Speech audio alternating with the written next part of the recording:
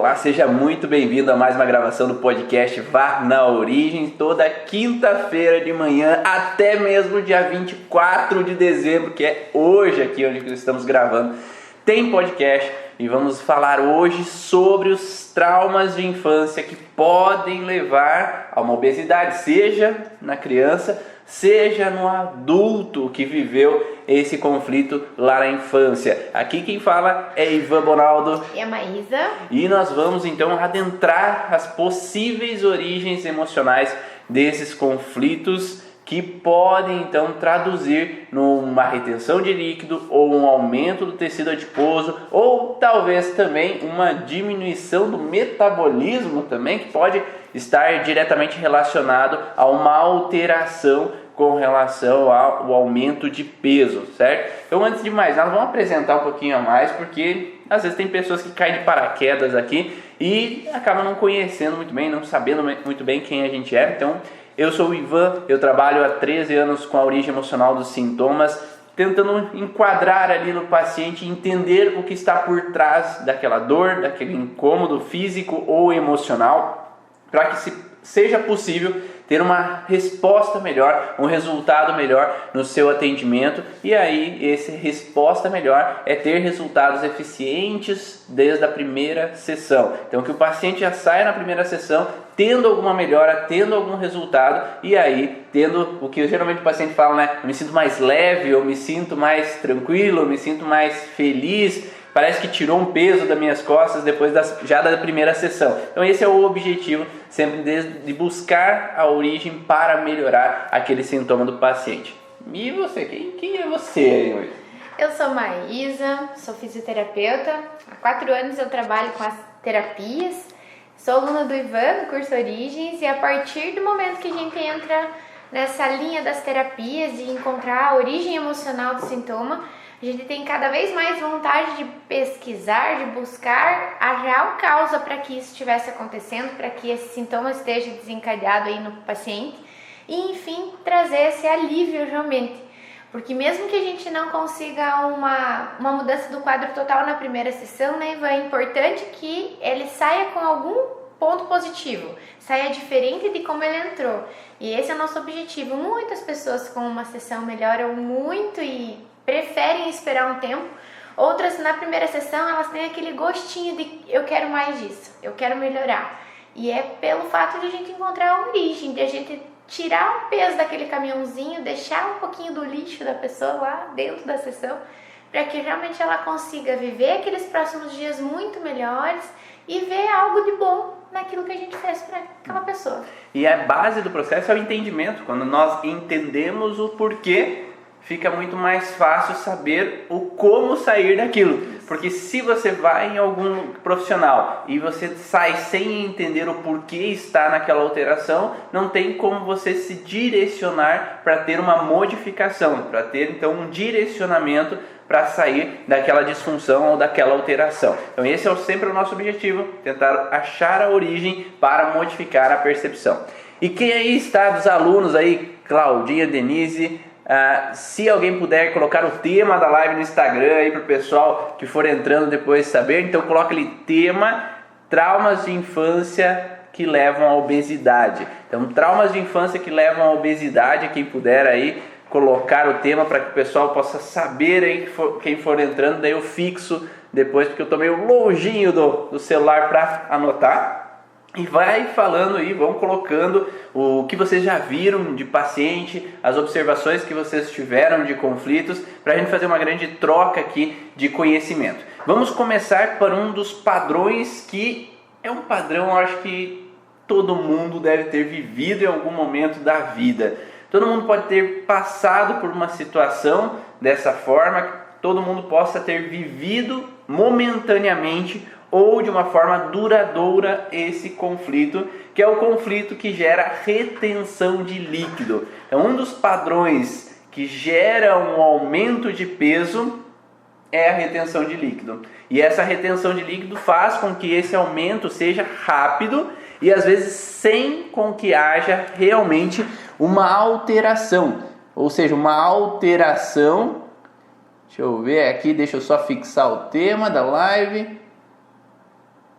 Obrigado, Cláudia, Denise. Então, por que dessa obesidade com aumento de líquido, ela não necessariamente tem a ver com compulsão com comida? Porque a pessoa às vezes come o que é normalmente, come normal, não muda muito essa alteração de apetite, mas mesmo assim ela incha. Isso mesmo. Existem muitas pessoas que falam assim, engordei 1 quilo de líquido, né? Hoje eu tô inchada, hoje eu tô mais, parece cheia de algo e não é porque eu comi, não tem nada a ver com a minha dieta, não tô comendo nada mais, ou até tô fazendo academia, nossa, tô tentando gastar e não consigo emagrecer. E às vezes a gente vai encontrar esses conflitos que retém líquido. E não tem nada a ver com aquilo que você come ou aquilo que você gasta, e sim com a sensação que o corpo, a percepção que o corpo teve, a sua mente teve perante um conflito emocional. E mesmo criança, né? Eu já ouvi relatos de mães que falam, meu filho parou de ir tanto ao banheiro, ele parou de ir urinar, ele está indo menos vezes, ou adulto mesmo, né? Ele está indo menos vezes urinar, então parece que eu estou retendo líquido. E é isso mesmo, está retendo líquido, porque biologicamente o corpo entende que a retenção é um meio de sobrevivência, para que eu não desidrate, para que eu não sofra as consequências de um perigo, e é um perigo muitas vezes específico. O que é um perigo específico? Porque os conflitos relacionados à retenção de líquido, elas têm a ver com alguns padrões emocionais, como, por exemplo, o contexto de abandono. O que é o contexto de abandono? Não precisa você ser abandonado, jogado lá num lugar onde ninguém mais acha, você nunca mais vai ver aquelas pessoas, né? Mas o abandono é um contexto de você se sentir sozinho.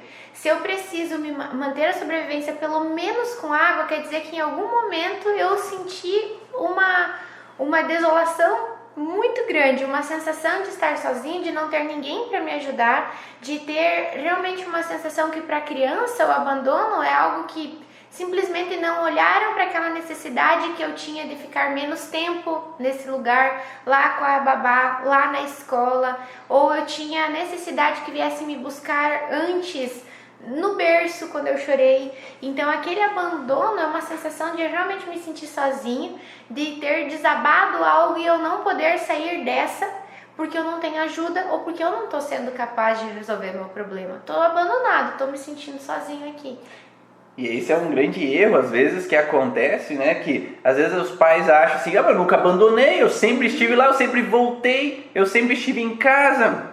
Eu nunca abandonei meu filho. Mas depende da interpretação da criança e não da interpretação do adulto. A interpretação do adulto pode ser que, não, eu sei que eu sempre vou e volto, eu sei que às vezes eu viajo mas volto, eu sei que... Mas será que aquela criança sabe? E a gente diz assim, não, mas isso é necessário, né? Eu tenho que ir trabalhar, eu tenho que sair fazer o curso, eu tenho que esperar um pouco com ela ali sem eu brincar, porque eu tenho o trabalho da casa para fazer. Mas que aquela criança esteja entendendo, talvez não, ela não entendeu da mesma forma que você, que aquilo ali é uma necessidade e que vai durar uns diazinhos, ou vai durar só uma tarde naquele momento da escola, ou às vezes você sai, não, eu não vou avisar que eu vou sair, porque ele chora, daí ele me atrasa na hora de sair, aí vira aquela confusão. Então, se ele ver você sair, ele chora, imagina ele se sentir sozinho sem você ter avisado que saiu. Então, talvez cria uma percepção desse abandono, que é uma palavra forte, né? Abandono. Sim. Ele foi abandonado por alguém. Você imagina que a pessoa nunca mais voltou, realmente, que ela deixou lá sem nenhuma possibilidade, nenhum conforto.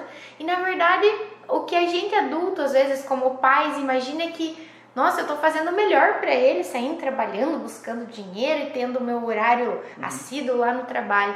Mas é que aquela questão dele ter se sentido deixado num cantinho, às vezes, dentro da própria casa, você deixá-lo para fazer outra coisa, um trabalho ou ficar no celular, também caracteriza um abandono, porque a percepção da criança é algo grande demais naquele momento para ele entender. E por isso que é importante nós, como terapeutas, entendermos que a percepção do adulto é diferente da percepção da criança. Então, quando o paciente adulto está na tua maca e o conflito vem de infância, é saber como aquela criança sentiu e não como adulto hoje sentiu aquela criança na infância.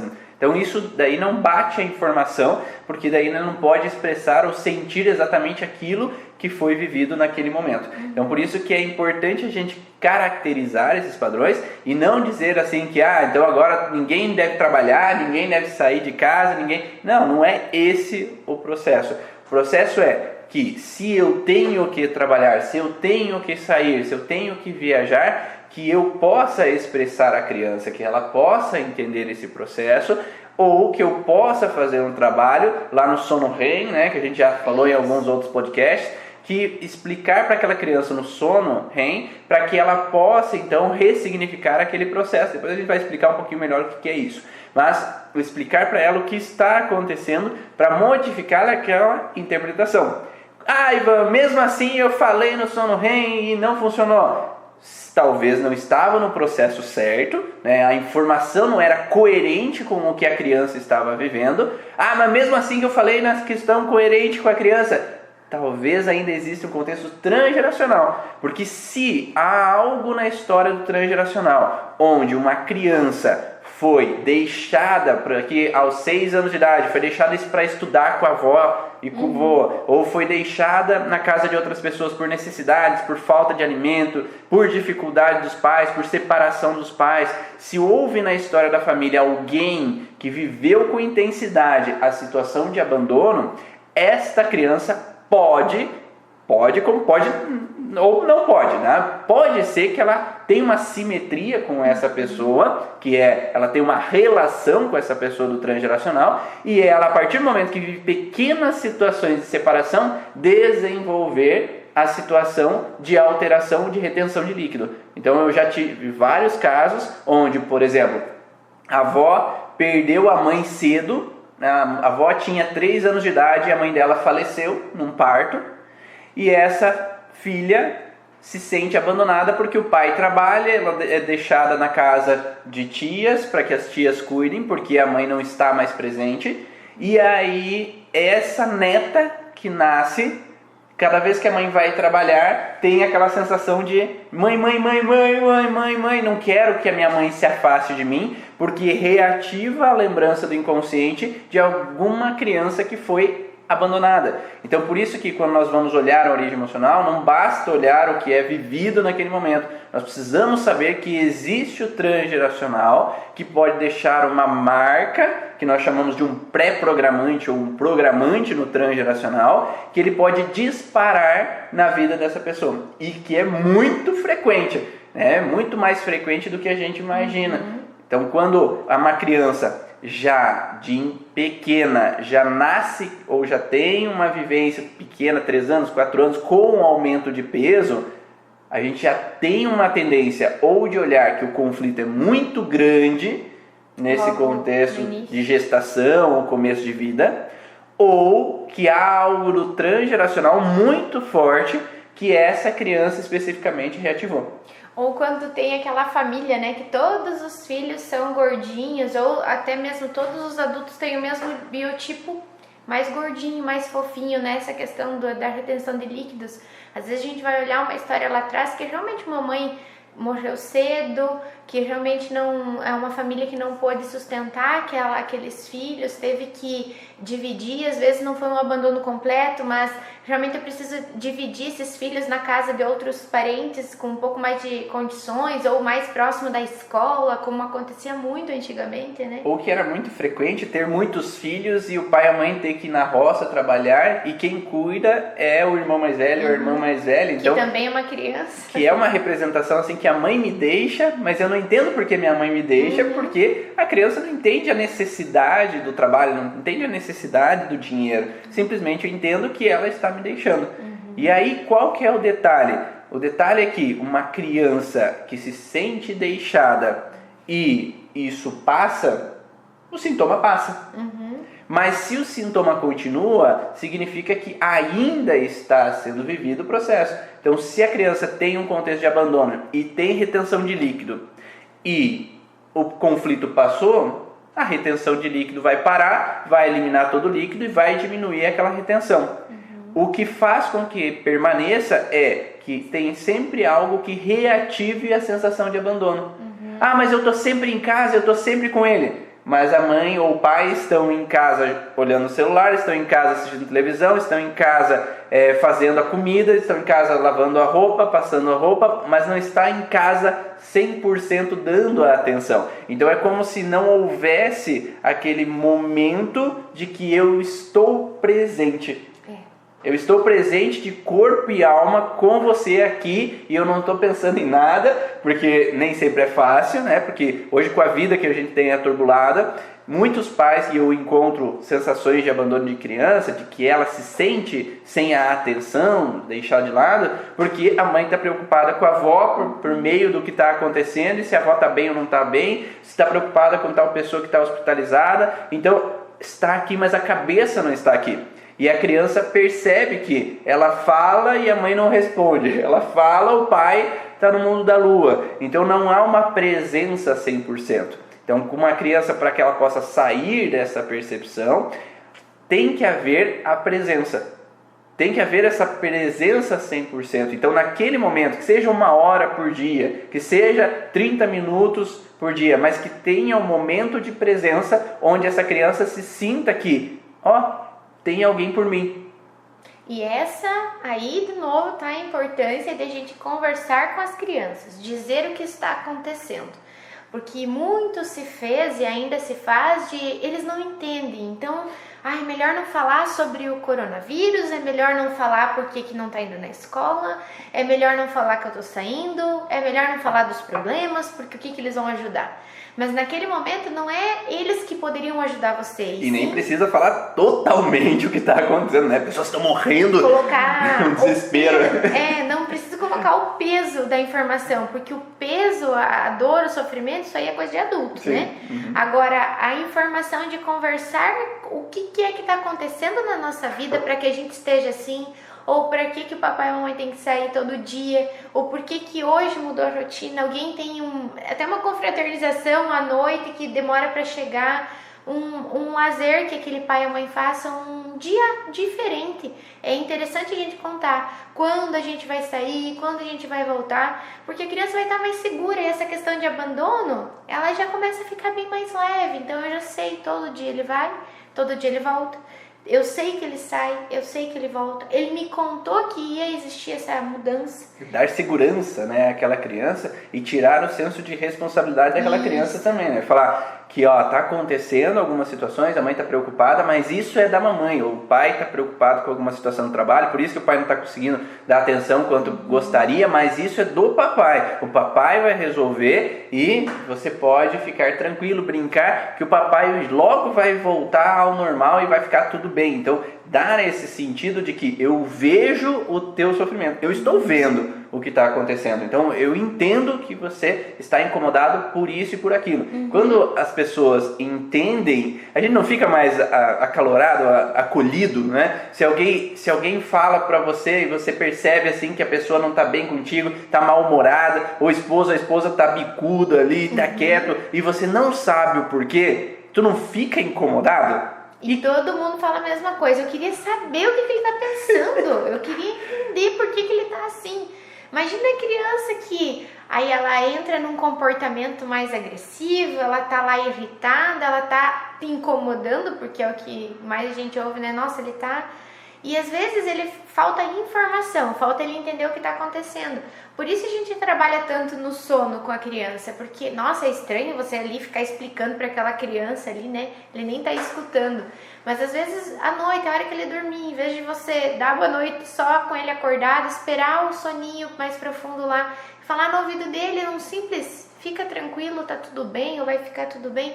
Às vezes não tem um assunto para você lidar, mas realmente trazer essa segurança ou adiantar a informação. Eu gosto muito de adiantar a informação para os meus filhos e falo para os pacientes, porque O susto não é pior? A gente fala tanto que o DHS, o momento do trauma que grava em você, é um momento inesperado. Se eu colocar a informação antes, olha, mamãe vai ir para um curso, vai ficar alguns dias fora, você repetir isso umas vezes ali com ele dormindo, você não precisa quase nem falar, você vai demonstrando que você está arrumando uma coisa ou outra, ele vai perguntando normalmente e ele vai se sentindo seguro. Ah, ela já me falou que ela ia sair. E ela já me disse também que ela vai demorar um pouquinho, mas ela vai voltar. Então tá tudo bem. Aquela criança fica tranquila, fica segura. E você reduz a percepção do abandono. E aí você entrou num problema, porque o pessoal já deve estar pensando assim, mas meu filho sofre por antecipação, se eu ficar falando antes, ele vai entrar em paranoia, ele vai ficar angustiado, ele vai... Aí é outro problema que precisa ser olhado também. Porque se a criança ela já tem um sofrer por antecipação, tem que ser olhado qual foi o conflito que ela foi pega de surpresa, que ela não quer ser pega de surpresa de novo. Então é um outro conflito, que não é a obesidade que a gente está falando aqui hoje, mas precisa também ser olhado. Porque a partir do momento que você trabalha esse contexto do sofrer por antecipação dessa criança, ela pode viver mais o presente, ela pode ficar mais tranquila no agora e pode sim você dialogar com ela e ter essa relação tranquilamente. Mas se ela tem esse outro conflito, olha esse outro conflito antes de começar a falar antecipadamente também com ela, para que ela possa também estar mais tranquila e relaxada perante a cada situação. Então falamos do contexto de retenção de líquido, que uma das bases é o contexto relacionado à representação de abandono, né? Mas não é só o abandono. Tem uma sensação de desabamento da existência, quando eu perco o chão devido a alguma situação. Então eu perco o chão devido ao ver minha mãe e meu pai brigando e um perigo que possa estar ocorrendo nessa situação. Eu perco o chão devido a alguma situação relacionada a uma vivência da minha vida. Ou a mãe, quando engravida, ela perde o chão porque não era isso que eu queria. Então eu perco o chão, desaba a minha existência devido a uma representação. E um outro contexto que é falado tá travando, pessoal, quem tá aí no Instagram. A princípio, para mim aqui não apareceu nenhuma trava, né? Mas a princípio tá ok. Vamos continuar, qualquer coisa vocês vão me falando se estiver travando. Nós também temos uma representação que o líquido, ele é a nossa primeira referência. O líquido é a nossa primeira referência. Mas como assim primeira referência? Quando nós estamos dentro da barriga da nossa mãe, nós estamos dentro de um líquido, dentro do líquido amniótico. Então o líquido ele traz uma representação da mãe, uma representação do vínculo da mãe. Então se eu tenho uma perda de referência com a minha mãe, eu posso às vezes ter uma retenção de líquido. Pode ter uma representação de perda dessa referência da minha mãe. Então se a minha mãe vai embora, se a minha mãe se afasta, se há uma ruptura, se é uma criança adotiva, né, que foi deixada, então, ou lá no transgeracional houve uma representação de uma mãe que às vezes vivenciou uma situação de abandono, de ser deixado, a mãe faleceu cedo, traz uma referência transgeracional relacionado a um contexto de abandono, de perda, ou de perda dessa referência que é a minha mãe. E aí o descendente dessa pessoa que vivenciou aquela situação de separação, ele pode trazer em algum grau uma sensação de abandono pela mãe.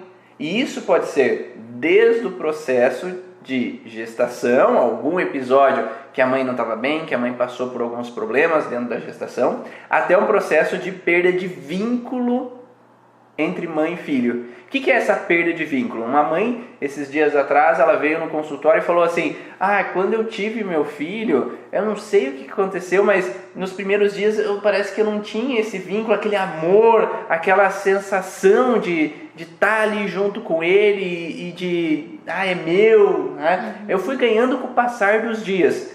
E aí, uma das referências que nós temos é que existe um hormônio, existe a ocitocina, que ela é liberada no parto normal. E essa ocitocina dá essa união, essa junção, é como se liga. Essa é a liga que dá entre mãe e filhos. Então foi feita uma pesquisa com animais, com pets, E os pets que eram realizados cesárea, eles não tinham uma liberação de ocitocina, tanto quanto num parto normal. E esses pets que tinham tido essa cesárea, eles rejeitavam a cria, porque eles tinham uma diminuição na liberação do hormônio do amor. Então havia uma perda de vínculo entre mãe e filhote. E nisso, sem esse vínculo, eu não reconheço. Eu não reconheço aquele feto. E isso pode acontecer com nós, seres humanos também. Quando uma mãe vai por uma cesárea sem ter tido essa liberação da ocitocina, que acontece com as contrações uterinas na hora do parto, que acontece com o trabalho de parto e depois com a amamentação, mas se não tem essas contrações da liberação da ocitocina biológica do corpo, vai poder ter uma perda de vínculo real e energética com aquele filho. E isso vai gradativamente sendo melhorada ou aumentada a partir do momento da amamentação, porque a amamentação tem a liberação da ocitocina. Então, se essa mãe pode ir amamentando, ela vai tendo a liberação da ocitocina e esse vínculo acaba se tornando maior a partir de então.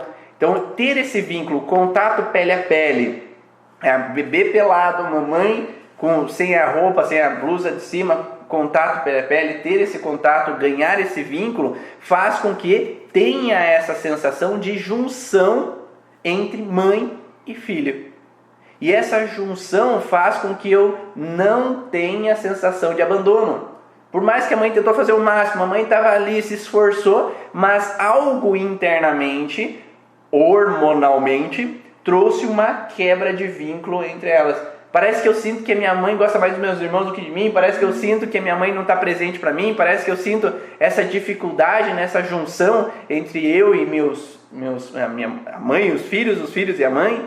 Então acaba tendo essa quebra. E aí pode ter uma falsa sensação de abandono. Que não ocorreu a sensação de abandono, não aconteceu, mas houve uma interpretação momentaneamente desse processo. Claro que se é levado para UTI, se é retirado da mãe e ficar um tempo na incubadora, se tem uma ruptura, é maior esse processo. Mas ali nós temos já um processo que precisa ser reestabelecido, precisa ser ressignificado para modificar essa interpretação.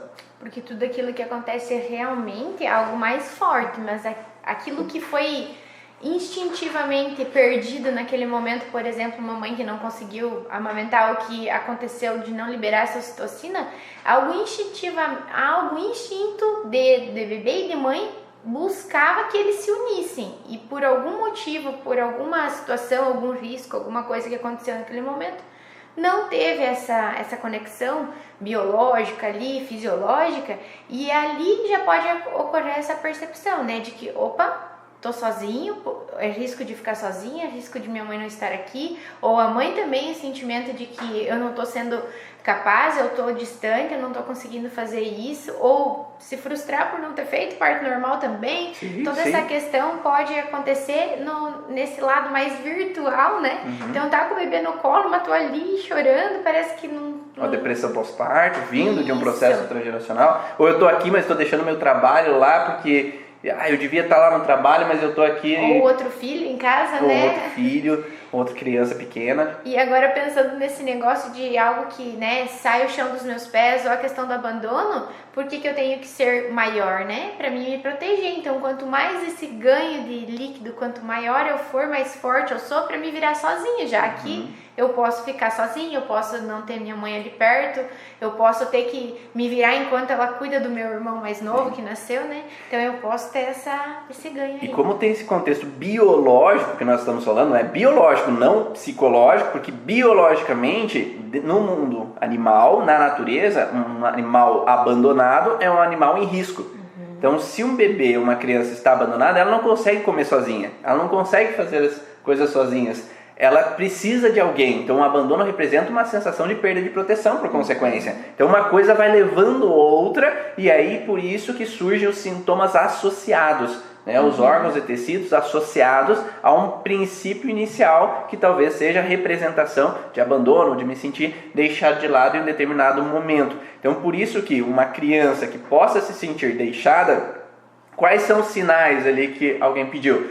Pode ser a sensação de mãe, eu estou sempre pedindo, buscando a atenção, ou choro bastante quando um bebê, eu busco atenção, eu quero ser olhado, eu quero que esteja junto de mim, ou uma criança que se faz de forte e não chora nada, não reclama nada, não faz nada, porque existem dois extremos. É uma criança que vai atrás da ação buscar com que me olhem, e uma criança que às vezes para e às vezes não quer incomodar, não quer reclamar porque ela vai se sentir abandonada. Então é uma sensação dupla que pode ser eu fingir de morto aqui, ficar quieto aqui no meu canto para não trazer problema, porque se eu trago problema me deixam de lado, ou até mesmo uma irritabilidade para tomar esse território de volta que faz com que eu não me sinta abandonado. Principalmente quando o irmão nasce, por exemplo, então nasce um outro irmão e eu me sinto deixado de lado, porque às vezes a criança não está entendendo. Antes eu vivia a vida normal, fazia todas as coisas normalmente, gritava, fazia bagunça, agora nasceu meu irmão, não posso mais gritar, não posso fazer bagunça, agora não posso fazer nada, meu pai e minha mãe não me dão colo,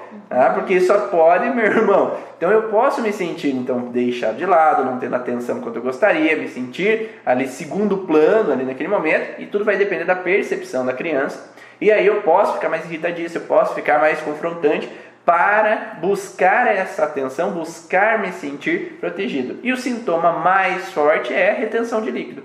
A retenção de líquido vai trazer esse processo de demonstrar que existe algo que está acontecendo, que está numa representação para aquela criança de sentir deixado. Agora vamos para outro órgão, né? Já falamos demais do abandono. E lembrando que nós podemos ter, então, o transgeracional, uma situação programada lá no transgeracional de abandono e que pode ser reativada nessa criança quando ela nasce, ali, por exemplo, nesse parto, ou numa situação nos primeiros dias de vida, ou ali com 4, 5, 6 meses, quando a mãe volta a trabalhar. Então pode ter uma reativação nesse momento e a criança já começar a ter a retenção de líquido, ou ter uma situação nesse momento, e aí isso ficou gravado como um abandono, e essa criança, quando adulta, quando viver de novo uma sensação de abandono para um parceiro, ou quando a mãe falece, ou quando sai para estudar, que se afasta da mãe de novo. Então, quando repete o padrão de abandono, ela começa a ter retenção de líquido. Então, não necessariamente seja na infância que começa o processo, mas a base do processo de adulta muitas vezes está na infância. Então, se a gente só trabalhar porque eu fui para o colégio, porque eu fui para a faculdade, porque eu perdi o relacionamento, talvez eu não trabalhe a base inicial, que é não somente com a mãe, né, que nós falamos mãe, mas, por exemplo, uma mulher que o pai se afasta de casa, que o pai tem outra família, que o pai rejeita. Eu posso ter na vida adulta a retenção de líquido baseado quando um parceiro se afasta de mim, quando o parceiro me deixa na mão, quando o parceiro não me dá atenção, quando o parceiro às vezes me deixa um pouco de lado. Então eu reativo aquela interpretação da infância. Para adulto, a retenção de líquido também pode estar relacionada ao abandono, sempre está relacionada ao abandono e sempre está relacionado ao abandono ou à sensação de desabamento da existência. Então, sempre vai estar nesse vínculo associado de informação. E a gente vai buscar uma primeira situação que foi vivida por você ou no teu transgeracional. Sim, sempre a busca é pelo primeiro episódio. Se trabalhar somente o que desencadeou o processo, você não vai trabalhar o programa que foi instalado dentro do inconsciente, que dispara a cada momento que eu vivo de novo uma situação. Isso mesmo. Calma, Jô, que no começo do ano a gente faz de novo uma sessão, tá?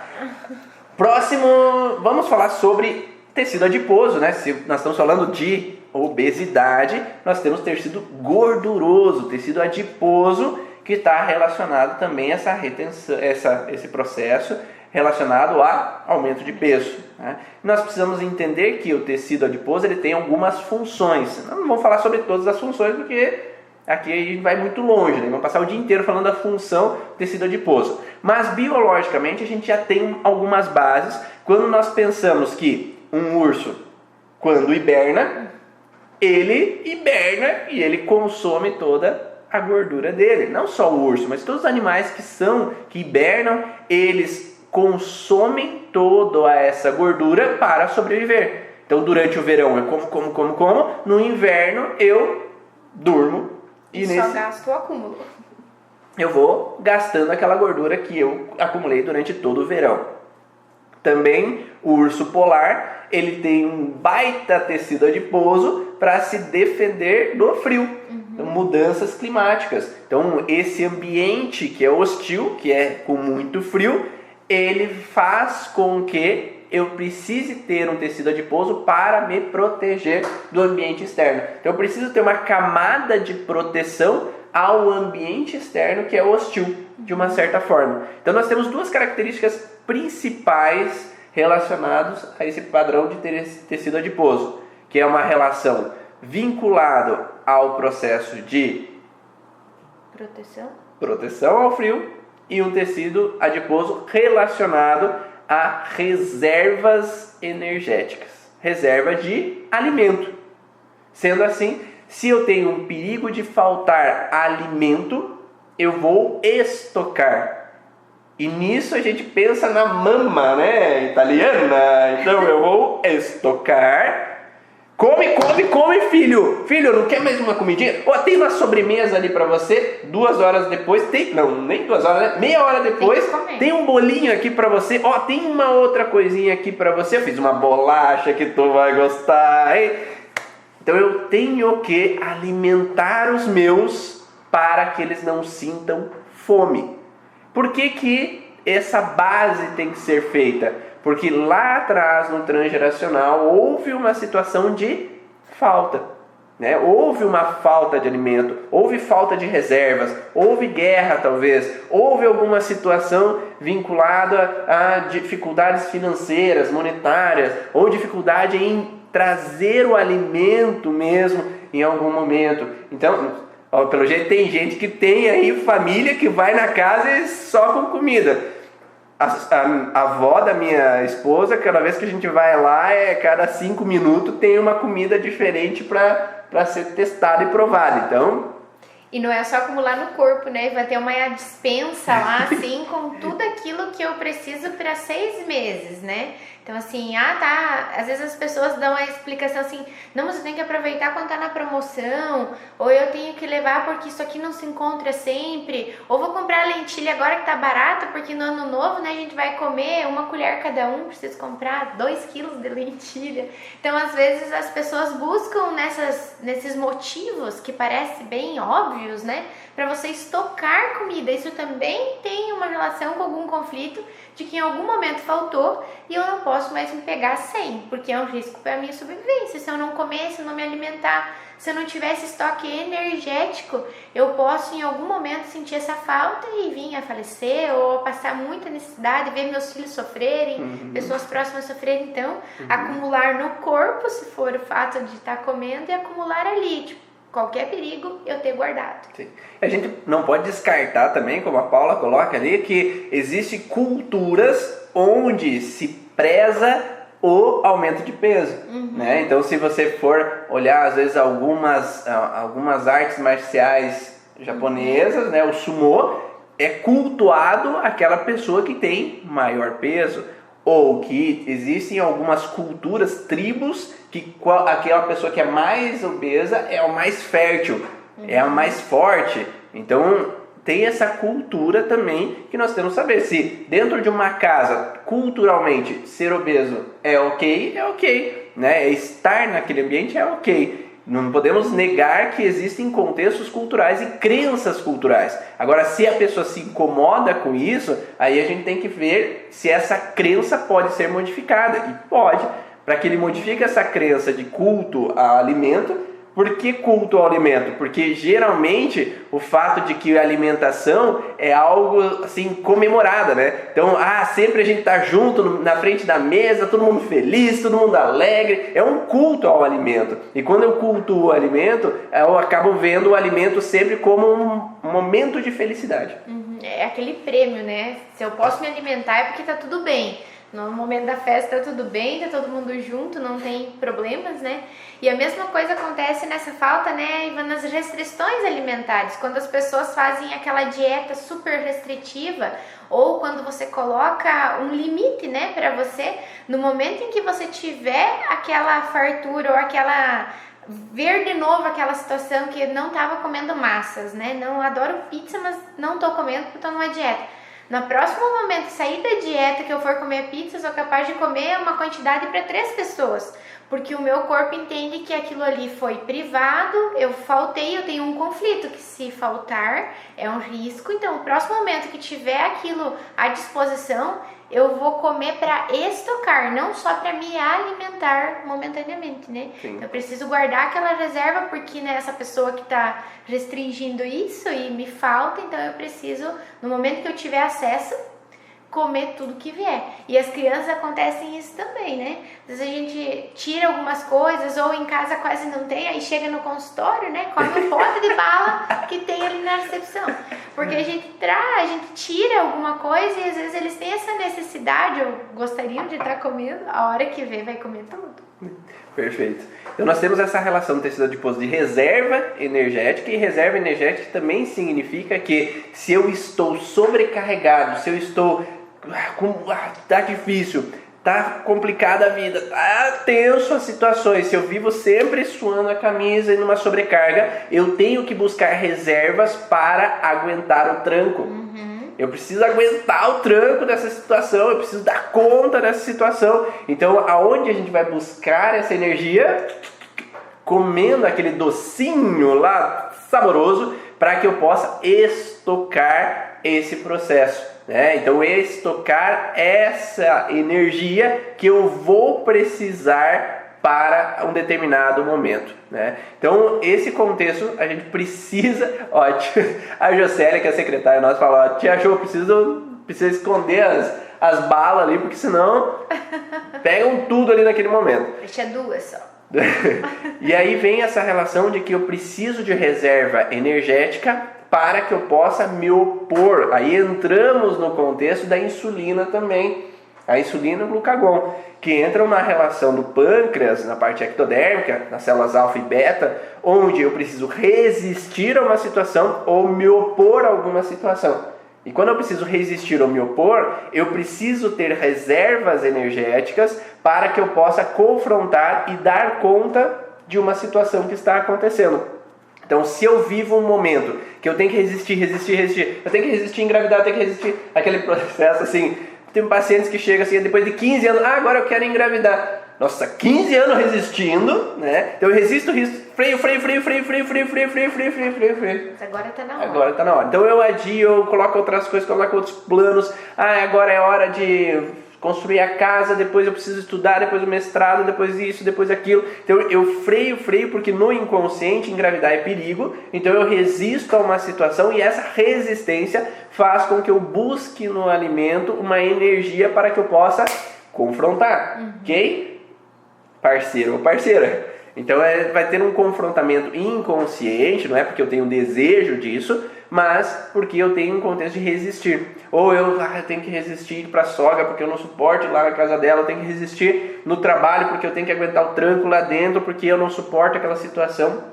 Ou, voltando à criança, que aquela criança que tem que resistir à situação onde o pai e a mãe brigam frequentemente, diariamente, aquela briga que pode ser uma briga expressada, uma guerra fria, que estão tudo emburrado, e a criança tem que ali resistir à situação e principalmente resistir numa mudança de posição. O que é essa mudança de posição? Ela é a terceira filha, mas tem que assumir o papel de primeira filha, de proteger o irmão mais velho, proteger o segundo irmão, tem que cuidar de todo mundo, traz uma responsabilidade que não deveria ser a dela. E isso faz com que ela tenha que ter energia, reserva nutricional para dar conta de suportar, dar suporte, dar proteção a todo mundo. Ou ainda, a mãe é vitimista, o pai é vitimista e eu tenho que assumir o papel de ser pai ou mãe dos meus pais. Então eu tenho que resistir, eu tenho que dar conta, eu tenho que ter energia para proteger os meus pais, e isso não é função da criança. Então muitas crianças obesas estão em desvio de função. Elas foram tiradas do lugar delas para assumir um posicionamento, ou elas mesmas assumiram responsabilidade que não deveria ser delas. E se naquele momento eu não tenho, eu tenho que dar suporte, e o meu corpo, eu não tenho estrutura para isso, de novo eu preciso crescer, de novo eu preciso ter essa energia a mais para fazer mais do que a minha função nesse momento, né? Preciso ser grande, e eu vou buscar isso na comilança, né? Então eu preciso trazer. Em algumas situações também a gente encontra algumas repugnâncias, aquilo que eu não gostaria de estar vivendo, aquilo que eu tenho uma rejeição até, né, em estar vivendo. Então eu busco na comida, no momento do estresse, para mim aumentar aquela energia, para mim poder suportar aquela situação e passar por isso, né? E se não passa, eu fico muito tempo nesse estresse, eu fico muito tempo ali tendo que me alimentar dessa forma, né, dentro da compulsão, e vou acumular peso, sim.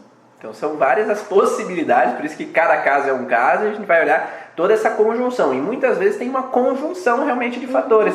É tecido adiposo, mais retenção de líquido, mais alteração talvez na tireoide, mais alteração no glucagon. Então é uma conjunção de fatores que levam uma pessoa a ficar com aumento de peso. Só que nós temos que saber que nós precisamos equilibrar o contexto de entrada e saída energética. Isso. Então, de nada adianta fazer uma terapia se a pessoa não gasta aquela energia. Ela precisa ter uma atividade física, ela precisa ter uma atividade nutricional adequada, um equilíbrio entre todo esse tripé que eu falo, né? De atividade física, contexto de alimentação e contexto de equilíbrio emocional, para que ela possa ter um equilíbrio sobre o seu corpo mesmo em si. Se a pessoa come porcaria o tempo inteiro, não vai ter esse equilíbrio, né, adequado. Se ela não faz atividade física, não, eu caminho. Eu tenho paciente assim, eu caminho várias vezes por semana. Tá, mas tu caminha ou passeia? Qual a diferença?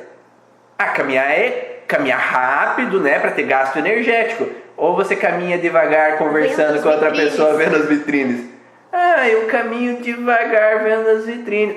Pois é, né? Isso não é um gasto energético, né? Você não tem aquele gasto aeróbico para que o corpo ali tenha, então, esse consumo dessa energia, esse gasto calórico da alimentação que você teve. Comer bastante e não gastar, vai acumular, né? Então, precisamos entender esse equilíbrio para que a pessoa realmente, eu faço atividade física, eu tenho gasto energético, eu corro, eu ando de bike, eu faço uma alimentação regrada, equilibrada, mas ainda assim eu tenho um aumento de peso. Vamos olhar então essa relação da retenção de líquido, vamos olhar a compulsão alimentar que está nesse contexto de resistir ou de repugnância, que a Maísa falou, e entender o porquê que esse tecido adiposo mantém-se no padrão. Que o tecido adiposo também pode ser de querer afastar, né? Lembra que eu falei do urso polar? Ele quer ter um aumento de tecido para ter uma proteção com relação ao frio do ambiente. E nesse frio do ambiente, o ambiente é hostil. Se o ambiente é hostil em casa, eu vou querer criar uma massa de gordura para me proteger do ambiente hostil em casa. Se o esposo ataca toda hora, se a esposa ataca toda hora, se meu chefe me ataca toda hora, se meus pais me atacam toda hora, me criticam o tempo inteiro. Então, se eu fico vivendo situações onde há um ambiente hostil, que eu quero me proteger desse ambiente, eu posso ter um acúmulo ali naquele local, ou local específico, ou generalizado, porque às vezes tem pessoas que possam ter um acúmulo de gordura só nos braços, e a gente pode pensar em uma pessoa que foi segurada naquela região, uma pessoa que possa ter acúmulo em determinados lugares, que possam ter uma bolinha de tecido adiposo, né, que pode estar relacionado a um lugar onde eu recebi o impacto com relação a essa relação de ambiente hostil por um ataque, por uma crítica, por um julgamento. Então eu posso ter esse ambiente. E esse ataque ele pode ser em forma de bullying, por exemplo, né? Um ataque verbal, um ataque moral, que não só o físico, né? Que a gente encontra bastante também os padrões, onde a pessoa tem um lugar ou outro do corpo mais gordinho, onde acumula mais gordura, a gente olha o local do corpo. Mas às vezes aquela criança que está passando por bullying, ela precisa também ser mais forte para em algum momento eu poder revidar isso, né? Eu estou evitando sempre. Eu fico quietinha para as críticas, eu fico quietinha para quando me chamam de feia, de sardenta, de magra, de gorda, né?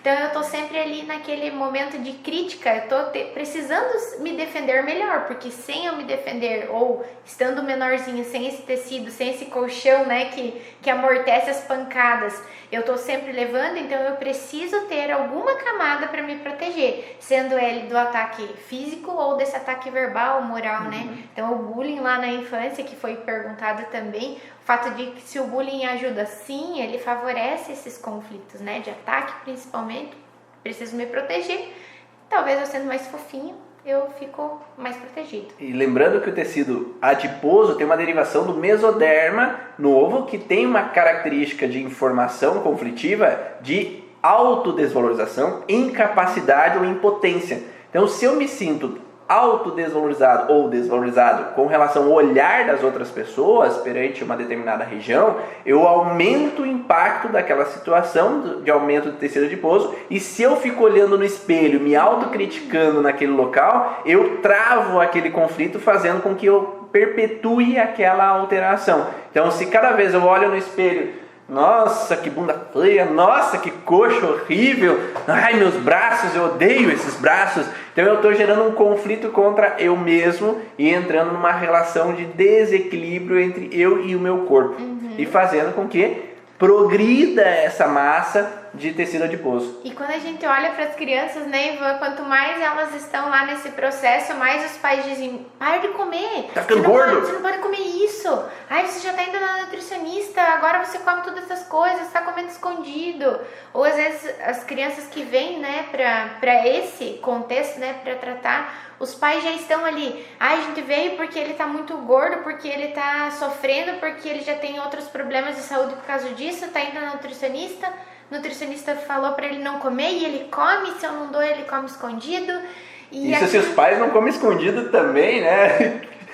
Perpetuando o processo, a gente é o espelho. Lembrar que se ele está tendo algum tipo de conflito sozinho, pode acontecer, mas dificilmente uma criança que conviva tanto com o pai e com a mãe, né, não tem nada pra gente pegar ali de ser pai e de ser mãe também para ajustar e organizar. Mas quanto mais eles estiverem atacando, que você não está fazendo certo, que você não está comendo direito, que você faz isso, que você faz aquilo, tudo errado, não vai ajudar naquele contexto. Se eu tenho um conflito ligado à desvalorização, quanto mais eu sou desvalorizado pela forma como eu estou comendo, pelo meu corpo, as roupas não servem mais, tênis não dura porque está muito gordinho, ou que realmente você está causando um problema no teu joelho. Isso já aconteceu também no consultório de uma criança.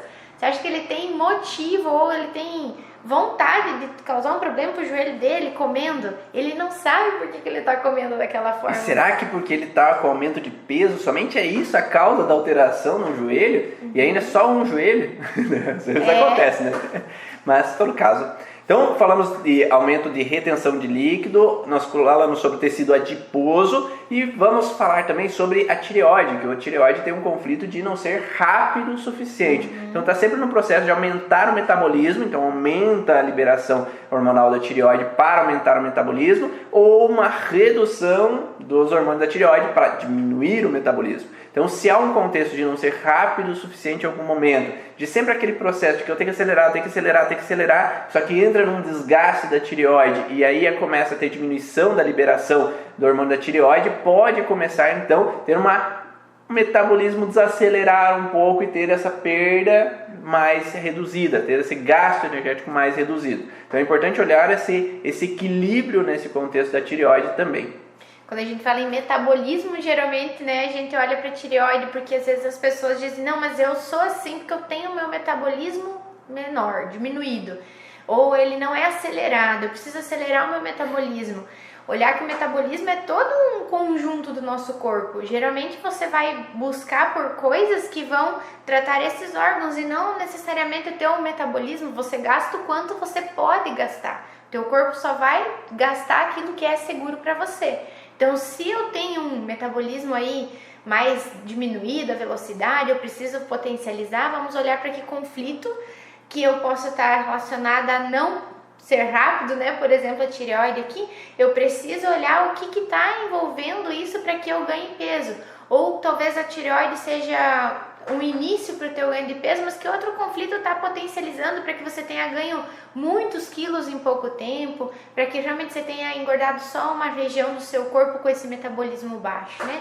Então a gente deve olhar que às vezes tem um conjunto de coisas junto com esse metabolismo baixo e que tratando exatamente o conflito que trouxe aquele acúmulo, você vai melhorar e por consequência tem muitos dos metabolismos aí começam a acelerar, né? E quando nós falamos de regiões específicas, geralmente vamos olhar com o tecido adiposo ou a retenção de líquido. A pessoa pode aumentar a barriga por retenção de líquido, né? Então não podemos olhar a macite, os conflitos relacionados ao mesentério, que pode estar relacionado àquela região.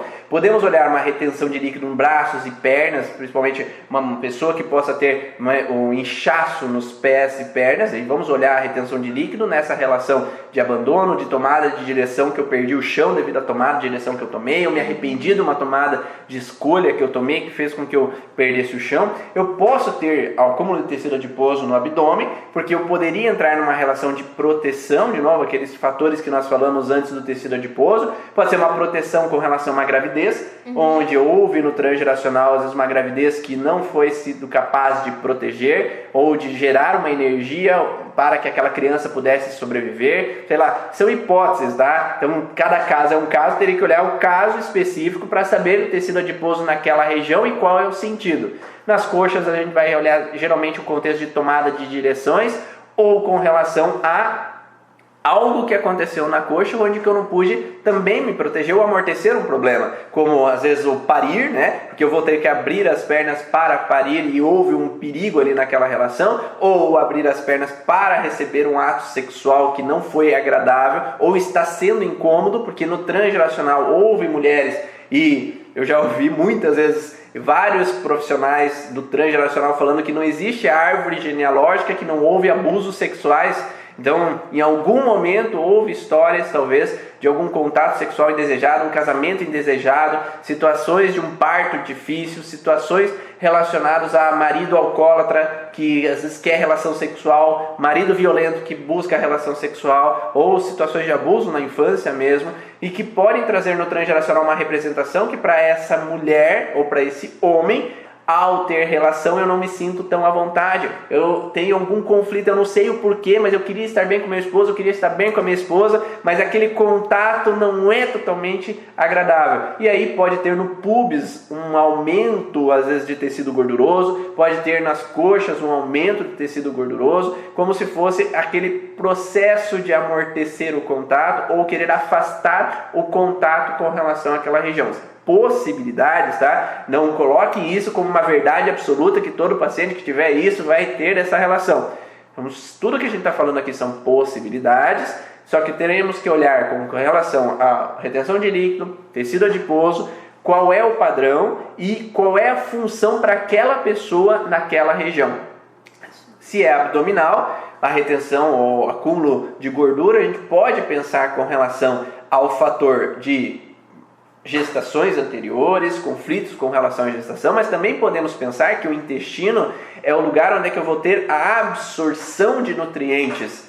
Então, se eu tenho perigo de faltar, o intestino, arcaicamente, ele absorve o nutriente para que eu possa viver, para que eu possa sobreviver. Se eu tenho medo de não ser capaz de absorver alimento, absorver o que hoje nós entendemos com alimento, que é o dinheiro, né? Eu absorver o dinheiro para ter um alimento, para sustentar os meus ou para me sustentar, ou preocupações que o meu filho está com dificuldades financeiras e eu tenho que absorver para ajudá-lo, então eu posso, por mim ou associado a outra pessoa, ter essa necessidade. E aí eu vou ter uma camada de tecido adiposo porque eu tenho preocupações, eu tenho tensões com relação a esse processo relacionado ao que se está vivendo. E aí a Angélica fala, Ivan, e quando a pessoa se sentia protegida com o avô que pegava nos braços, isso também pode acumular gordura nos braços? Não, né? Porque conflito é uma situação ruim. Se eu me sinto protegido, não é conflito. Eu estou vivendo uma situação que está tudo ok. Então, se está tudo ok, não tem por que ter sintoma. Então, se agora o fato da ausência desse avô ter gerado uma sensação de falta, que eu não tenho mais aquele contato, depende muito da percepção, porque não seria esse o sintoma principal que eu olharia, né? Talvez uma alergia de pele, talvez alguma outra situação de sintoma, mas contextos de estou bem com aquela pessoa, com a situação, não vai ter sintoma lá naquela região, então não olharia para esse contexto, tá? Vai me falando aí se está tudo ok, se deu para entender, se está indo bem aí as informações, só para a gente saber se está caindo algumas fichas, se vocês estão conseguindo compreender essas relações. Mesmo quem está assistindo depois, coloca o feedback para a gente saber também o que você percebeu com relação a esses contextos. E aí perguntaram, como ressignificar essa situação? Como ressignificar entender a causa de início, por isso que a gente sempre fala dentro das lives. Entenda a causa. Se você não entender a causa, não adianta você querer ressignificar uma coisa que você não sabe o que tem que ressignificar. Se eu nem sei aonde que está a origem, não adianta eu querer fazer alguma coisa para esse processo sair. Então, se foi um senso de abandono, eu vou trabalhar o que essa pessoa interpretou como abandono e mostrar para ela que aquele abandono talvez não exista mais. Talvez hoje, como ela é adulta ou se ela é criança ainda, tem que entender que o ambiente modifique. Se aquela criança é criança e se sente abandonada, que os pais possam entender o que está acontecendo para eles modificarem as situações do ambiente para que se possa ter esse acolhimento, né? E esse acolhimento faz com que elas possam se sentir melhor e agora sair do sintoma. Não tem mais porquê. O pai está presente, a mãe está presente. Não existe mais essa necessidade. Eu posso ter aquela alteração, ou melhor, trabalhar no sono REM para essa criança, que é conversar com ela sobre o que aconteceu, mas aquilo já passou.